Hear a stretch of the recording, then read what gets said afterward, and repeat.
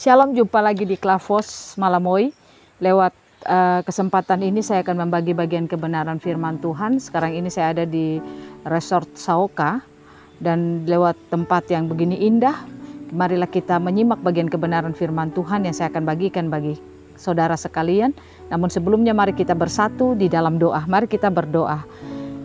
Ketika kami ada di tempat yang indah ini Bapa, kami bersyukur, kami berterima kasih. Tuhan masih memberikan kesempatan bagi kami ada untuk membagi bagian kebenaran firman Tuhan lewat channel Klavos Malamoy. Kerinduan hamba biarlah setiap mereka yang terhubung dengan channel ini, mereka akan mengalami berkat Tuhan lewat setiap santapan rohani yang dibagikan. Tuhan berkati kami, Tuhan sertai kami lewat bagian pembacaan firman Tuhan. Biar Roh Kudus tolong kami semua, sehingga firman ini mendapat bagian dalam kehidupan kami. Amin. Bagian kebenaran firman Tuhan yang saya angkat bagi kita dalam Kolose pada pasalnya yang ketiga, ayatnya yang kelima sampai ayatnya yang ke-10. Demikian bunyi firman Tuhan. Karena itu matikanlah dalam dirimu segala sesuatu yang duniawi, yaitu percabulan, kenajisan, hawa nafsu, nafsu jahat, dan juga keserakahan yang sama dengan penyembahan berhala. Semua itu mendatangkan murka Allah atas orang-orang durhaka. Dahulu kamu juga melakukan hal-hal itu ketika kamu hidup di dalamnya. Tetapi sekarang buanglah semuanya ini, yaitu marah, geram, kejahatan, fitnah, dan kata-kata kotor yang keluar dari mulutmu. Jangan lagi kamu saling mendustai, karena kamu telah menanggalkan manusia lama serta kelakuannya, dan telah mengenakan manusia baru yang terus-menerus diperbaharui untuk memperoleh pengetahuan yang benar menurut gambar haliknya. Demikian jauh pembacaan firman Tuhan. Saudara, saya ingin katakan kepada saudara, perjalanan kekristenan yang kita jalani bukanlah suatu perjalanan naik turun atau perjalanan yang kalah menang, tetapi perjalanan kekristenan yang kita jalani ini adalah perjalanan kekristenan yang membawa kehidupan kita untuk mengalami kemuliaan dari kemuliaan kepada kemuliaan dan kemuliaan. Jadi hidup kita, perjalanan kekristenan kita bukan semakin buruk atau baik buruk atau berubah tidak. Tapi perjalanan kekristenan kita adalah satu perjalanan yang terus kita akan mengalami kehidupan yang lebih baik, dan lebih baik. Nah, itulah perjalanan kehidupan kekristenan kita. Kalau kita baca di dalam ayatnya yang ke-8 sampai yang ke-10 dikatakan, tetapi sekarang buanglah semuanya ini, yaitu marah, geram, kejahatan, fitnah, dan kata-kata kotor yang keluar dari mulut. Jangan lagi kamu saling mendustai, karena kamu telah menanggalkan manusia lama serta kelakuannya, dan telah mengenakan manusia baru yang terus-menerus diperbaharui untuk memperoleh pengetahuan yang benar menurut gambar haliknya. Nah, ayat 10 ini mau berkata kepada kita saudara, baiklah kita memiliki suatu kehidupan yang harus sama dengan gambar halik. Siapa halik kita? Halik kita di sini adalah Yesus yang kita sembah. Allah yang kita kenal, yang kita miliki, itulah halik kita. Kita diminta untuk ketika kita menjalani kehidupan kekristenan kita harus sama, harus serupa dalam tanda kutip, bersama atau seperti halik kita. Nah, itu berarti apanya yang sama? Kehidupan kita, nature kita, sifat-sifat kita harus sama dengan halik kita, bukan wajah secara fisik, tapi sifat kita itu harus sama dengan halik kita itu.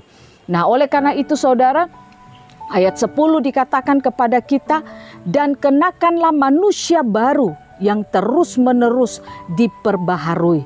Nah, itu berarti bahwa manusia baru yang sudah kita miliki itu harus terus diperbaharui. Nah, manusia baru itu manusia yang baru yang bagaimana? Saudara, ini bukan seperti kata Yesus waktu berbicara dan Nikodemus, lalu Nikodemus berkata bahwa apakah aku harus kembali lagi ke rahim ibu? Tetapi yang dimaksudkan di sini adalah roh kita sudah menjadi baru. Kapan roh kita itu menjadi baru? Ketika Yesus mati dan bangkit, Dia telah menghembuskan rohnya ke dalam kehidupan kita. Seperti kata Yohanes 20 ayat 22. Dan kalau kita baca di dalam 1 Korintus 15 ayat 45, dikatakan seperti ada tertulis, manusia Adam pertama menjadi makhluk yang hidup, tetapi Adam yang akhir menjadi roh yang menghidupkan. Tadinya kita adalah manusia Adam pertama. Sifat kita adalah sifat dosa. Tapi kita bersyukur ketika Yesus mati dan bangkit, nature kita sudah diubah. Kita tidak lagi menjadi produk Adam yang pertama, tapi saudara dan saya sudah menjadi produk Adam yang terakhir. Kita sudah memiliki roh yang baru, roh yang menghidupkan. Nah, oleh karena itu Alkitab mengatakan ayatnya yang ke-10, roh baru kita ini harus diperbaharui, yaitu manusia baru kita harus diperbaharui. Artinya kita harus mengalami update dan juga upgrade di dalam seluruh perjalanan kekristenan kita. Jangan pernah menjadi orang Kristen yang tidak pernah mengalami pembaharuan di dalam kehidupan kita. Ibarat saudara, waktu saya memiliki HP misalnya, HP ini selalu diminta untuk di-upgrade dan di-upgrade. Artinya harus ada pembaharuan. Kalau saya tidak pernah membaharui akses atau memperbaharui apa yang ada di dalam ini, maka saya tidak akan pernah mendapatkan hal-hal yang baru dari apa yang saya tidak upgrade itu. Nah, oleh karena itu kehidupan kekristenan kita pun demikian. Selama tidak ada pembaharuan, kita tidak akan mampu untuk mengenal siapa Yesus yang kita sembah. Kita tidak akan mampu melihat jalan-jalan Tuhan yang Tuhan sediakan bagi kita. Kita tidak akan mampu melihat janji-janjinya yang telah Dia janjikan dalam kehidupan kita. Kita tidak juga akan mampu melihat warisan yang telah Dia berikan bagi kita. Nah, oleh karena itu kehidupan manusia baru kita harus diperbaharui di dalam kehidupan kita setiap saat.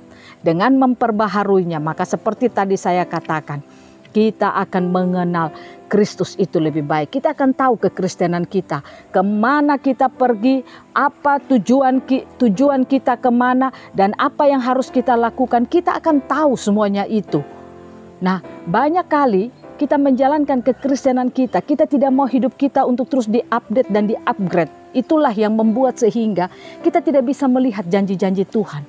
Banyak orang Kristen puas dengan kekristenan yang dia jalani. Yang penting tetap Kristen, tidak pindah kemana-mana. Yang penting dia bisa berdoa, yang penting dia bisa membaca Alkitab.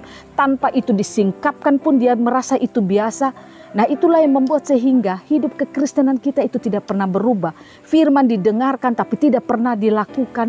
Itu yang mengakibatkan hidup kita tidak pernah mengalami pembaharuan. Makanya saudara, kalau saudara mau kehidupan saudara itu bisa serupa atau seperti yang dikatakan oleh firman Tuhan ayatnya yang ke-10. Supaya kita diperbaharui untuk memperoleh pengetahuan yang benar menurut gambar halik kita. Mari kita mau untuk kehidupan kekristenan kita terus diupdate dan juga diupgrade. Supaya dengan demikian kita akan mengenal siapa Tuhan yang kita sembah. Nah, pertanyaannya, bagaimana agar kita dapat hidup terus? Agar kita dapat memiliki kehidupan yang terus diupdate dan diupgrade. Atau manusia roh kita baru ini untuk terus mengalami pembaharuan. Bagaimana caranya? Yang pertama, saudara harus memiliki kesadaran hidup tanpa firman tidak akan pernah dapat hidup mengenal siapa Tuhan saudara. Nah, Roma pada pasalnya yang ke-10 ayat 17 mengatakan, jadi iman timbul dari pendengaran dan pendengaran akan firman Kristus. Itu berarti ketika kita mau mengenal Tuhan kita, firman harus ada di dalam hidup kita. Karena lewat firmanlah kita mengenal siapa Allah kita. Lewat firmanlah kita akan tahu siapa kita. Kita akan tahu apa yang harus kita lakukan. Kita akan tahu bagaimana cara kita hidup di dunia ini selaku anak-anak Tuhan. Kalau kita baca dalam 2 Timotius pasal 3 ayat 16 dikatakan, segala sesuatu yang diilhamkan Allah gunanya menyatakan kesalahan, memperbaiki kelakuan, membuat orang hidup dalam kebenaran. Itu berarti saudara, firman yang kita dengarkan itu akan mampu untuk mengubah seluruh kehidupan kita. Makanya jadi orang Kristen harus suka akan firman. Jangan firman keras saudara tersinggung, saudara merasa disakiti oleh firman. Saudara bersyukur kalau selama saudara masih disinggung oleh firman, artinya Tuhan masih ada di pihak saudara. Karena dengan tersinggungnya firman bagi saudara, itulah yang membuat hidupmu itu akan mampu untuk diupdate dan juga upgrade. Pembaharuan itu akan terjadi di dalam kehidupanmu. Dan engkau akan mengenal siapa Kristus yang engkau sembah. Makanya kalau saudara baca dalam Filipi 3 ayat 7, apa yang disaksikan oleh Paulus, dia katakan, tetapi apa yang dahulu merupakan keuntungan bagiku, sekarang kuanggap rugi karena Kristus. Artinya dia mengatakan karena dia mengenal Kristus, makanya semua yang selama ini menjadi kebanggaannya, dia menganggap itu segala sesuatu yang tidak berguna lagi di dalam kehidupannya. Itu bukan menjadi keuntungan bagi dirinya. Sama kalau saudara dan saya mengenal siapa Kristus yang kita sembah, maka hidup kita tidak akan pernah untuk dapat mengalami goncangan-goncangan apapun. Sekalipun mungkin di sekitar kita tergoncang, seperti sekarang COVID yang sementara menggoncang banyak hal. Tapi saya percaya hidup saudara dan saya tidak akan pernah tergoncang. Karena apa?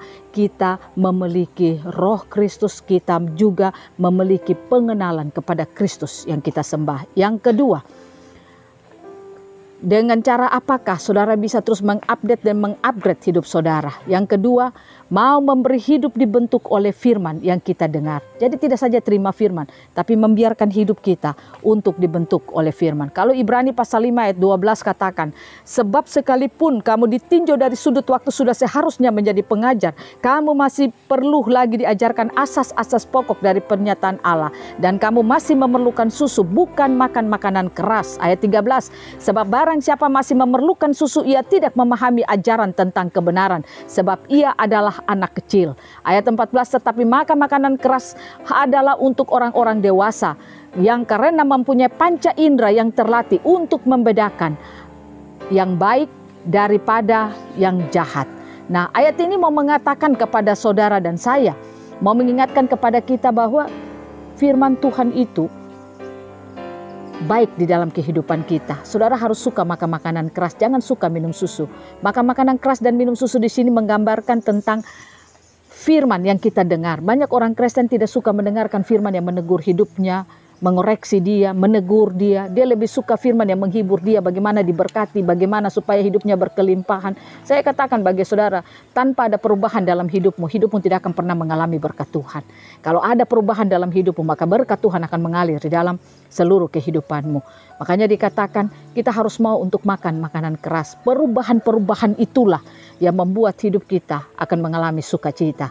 Saya percaya di tengah-tengah dampak COVID yang terjadi sekarang ini, sekalipun juga resesi ekonomi secara global yang kita alami, tapi saya percaya kalau saudara selalu hidup di dalam firman, hidupmu terus mau di-update, di-upgrade, maka pembaharuan itu akan membuat engkau mengenal siapa Tuhan, maka engkau akan mengalami kekuatan setiap engkau diperhadapkan dengan masalah demi masalah.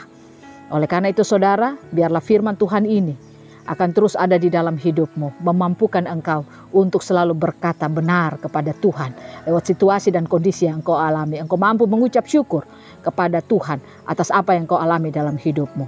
Tuhan memberkati kita, firman-Nya jadi berkat bagi kita, sehingga firman yang kita dengar di hari ini, firman ini akan dapat membuat kita menanggalkan atau meninggalkan segala kedagingan kita. Tuhan memberkati kita. Mari kita berdoa. Terima kasih Bapa. Kami bersyukur kami boleh mendengarkan firman-Mu. Firman-Mu mengajari kami untuk bagaimana kami mampu dan kami mau untuk terus mengupdate dan juga mengupgrade seluruh kehidupan kekristenan kami. Karena dengan pembaharuan yang kami alami atau kami lakukan dalam hidup kami, itulah yang membuat kami dapat mengalami hal-hal yang baik yang telah Tuhan Kau rancang dalam hidup kami. Itulah yang membuat sehingga kami dapat menikmati berkat-berkat Tuhan di dalam seluruh kehidupan kami. Terima kasih banyak Bapa. Terima kasih untuk firman-Mu. Hamba berdoa dalam nama Yesus, setiap mereka yang rindu untuk hidupnya terus mengalami berkat Tuhan, hidupnya diubah Tuhan, hidupnya terus diperbaharui Tuhan. Biarlah Tuhan, firman ini akan memampukan mereka ketika mereka menerimanya. Firman ini memampukan mereka untuk hidup, mengalami atau menerima setiap janji Tuhan dalam hidup mereka. Terima kasih banyak Bapa. Terima kasih untuk kesempatan ini. Tuhan berkati akan Klavos Malamoy, terus memberkati setiap mereka yang mendengarkannya. Tuhan berkati juga akan semua mereka yang terlibat di dalam tim Klavos ini. Biarlah hari-hari hidup mereka akan dipimpin dan disertai oleh Tuhan. Terima kasih banyak Bapa. Berkati semua kami hamba-hamba Tuhan yang mau membagi seluruh kehidupan kami untuk memberikan kekuatan, memberikan kehidupan yang baik lewat siaran-siaran Klavos ini. Terima kasih banyak Bapak. Ini doa kami, ini syukur kami. Dalam nama Yesus kami berdoa dan mengucap syukur. Terima kasih banyak Bapak. Haleluya. Amin. Shalom. Tuhan memberkati kita semua.